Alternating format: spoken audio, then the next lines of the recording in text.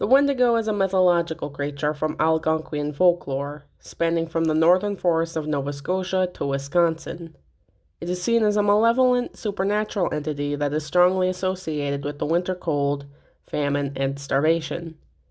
In the past, when Indians and settlers found themselves stranded in the bitter winters of the northern woodlands, sometimes for days on end, those who simply did not freeze to death might have felt compelled to cannibalize the dead in order to survive.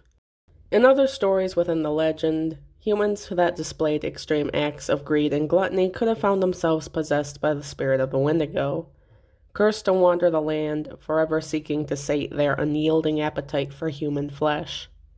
The myth of this terrifying creature served as a way to encourage cooperation and moderation amongst individuals within tribes and settlements, especially during the winter when food stores were extremely limited.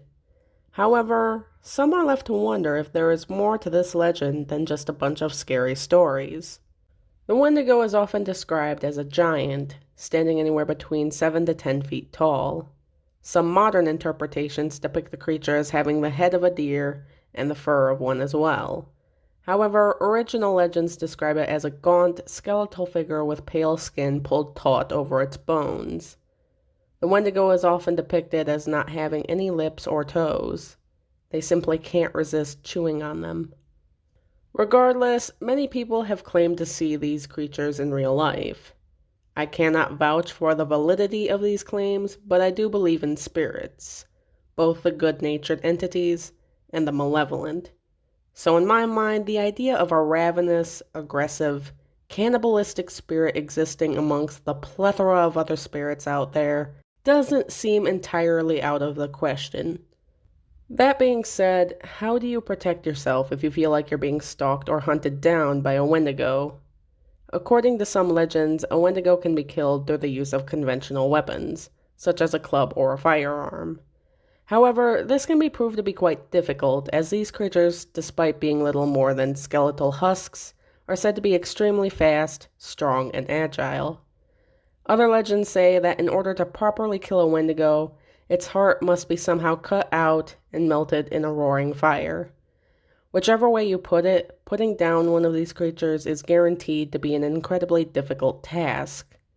It's probably best to avoid being in the Wendigo's territory altogether. The Wendigo myth has become increasingly popular in popular culture, from Stephen King's Pet Sematary to games like Until Dawn. The Wendigo continues to be a being that haunts and terrifies us, as it should. Much like the original stories of the werewolf, a Wendigo will not discriminate between who was once its friend or family from a random hiker in the woods. This is one kind of spirit that cannot be tamed or befriended. I don't know why anyone would want to either, as Wendigos are also said to reek of rotting flesh.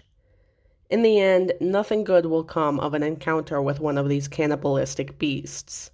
So if you find yourself wandering the woodlands of the north in the dead of winter, and you suddenly smell the sour stench of decay, or get the unsettling feeling that you're being watched, take a word of advice and run.